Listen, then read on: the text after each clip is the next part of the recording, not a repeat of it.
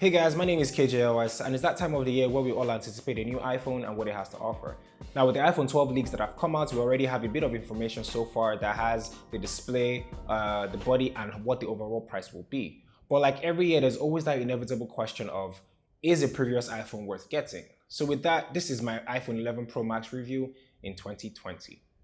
Right before we get into the review, if you're new here, thank you for clicking on my video. This is where I talk about tech, and if you're into that and you would love to help a small creator out, please don't forget to hit the subscribe button and hit the bell so you can get notified when I drop videos like this every week. I really appreciate it. You guys are doing me a solid. Well, for one, it's still not a cheap phone, at least not right now, but I expect prices to drop as soon as the iPhone 12 or the 12 Pro come out. Currently on the Apple website, the iPhone 11 Pro Max still goes for a base price of $1,100 for the 64 gig version. Now, if you want to up the memory just a little bit, you'll have to spend a bit more. It's $1,259 for the 256 gig version and $1,500 for the 512 gig variant. Like I said, it still costs a lot of money, but I expect price reductions on the Apple website, Best Buy, Amazon, and other places. Also, if you want to get the phone through Amazon, you can help a small creator like myself by clicking on my affiliate links in the description below. It helps me while it also helps you get the phone that you prefer. All links are in the description below. The body of the iPhone 11 Pro Max is probably the most durable iPhone till date. It has a stainless steel frame and weighs about 226 grams, coupled with a smooth matte finish at the back.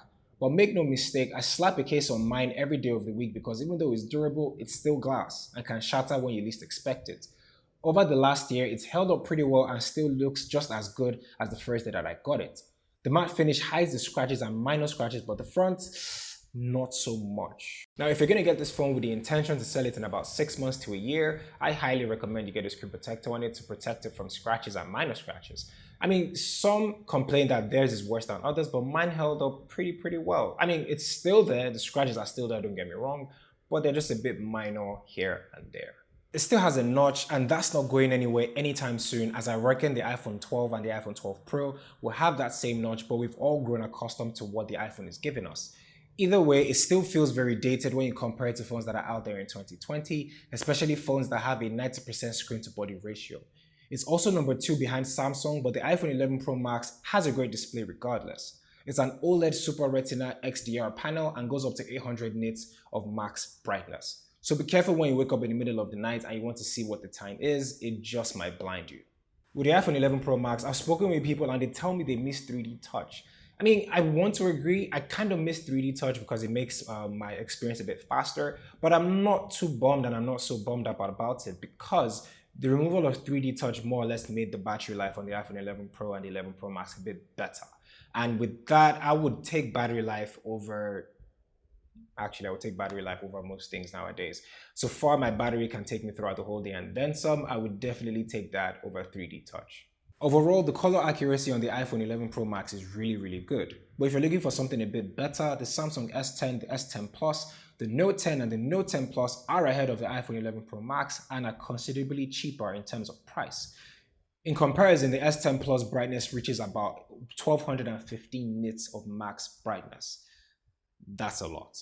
After a year, the iPhone 11 Pro Max feels just as snappy as the first time that I got it, and it has very minimal lag here and there.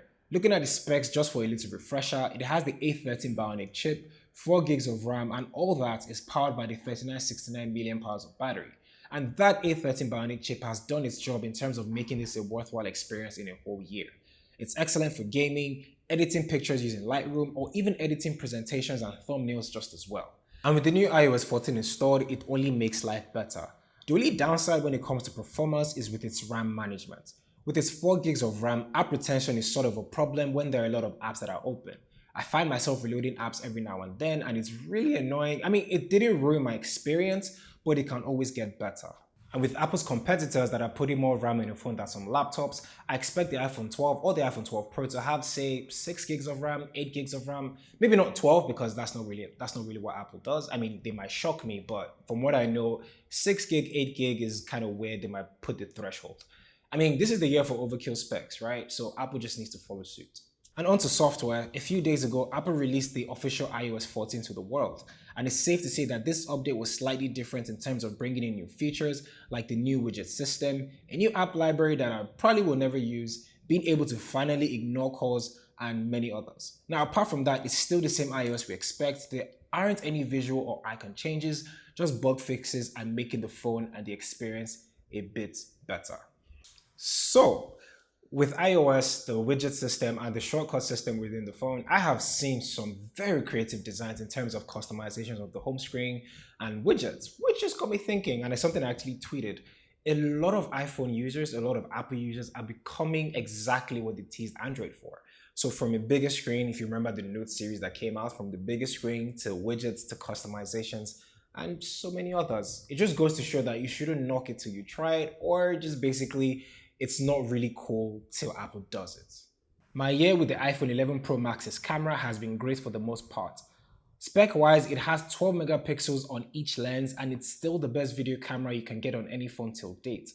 Shooting at the highest of 4K at 60 frames per second on the front and at the back, you can easily vlog with this phone and have great and crispy videos. In terms of photos, although some phones have already kind of caught up with the iPhone 11 Pro, when you look at the Samsung Note 20 Ultra, the 11 Pro Max still has a better imaging processing software, and I'll put the Pixel right beside it. Both are on par, but in low light, I'll take the Pixel over the iPhone because I just think the Pixel does a better job. Also with iOS 14, your front-facing camera now mirrors whatever you take as opposed to inverting it like how it is on iOS 13, so that's nice. Okay, a few more things. On paper, the iPhone 11 Pro Max battery isn't the biggest, but when you consider some phones have 4,500, 5,000 and even 6,000 million pounds of battery, I will say this though, the iPhone 11 Pro Max battery is dope AF. It's so good I get about 7-8 hours and even 9 hours of screen on time. And after a year, I've only lost 7% of my battery capacity, so that's really good battery management.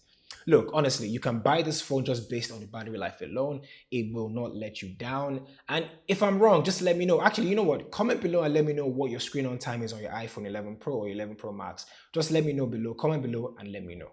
With the iPhone 12 and the 12 Pro on the horizon, there's a few things I would love to see in the phone. For one, I would love to see a USB-C that just translates and is just very seamless from iPhone to iPad to MacBook.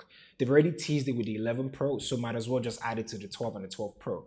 I would also love a reduced notch. I guess the leaks already say they're going to reduce the notch, so I guess this is the hill Apple want to die on.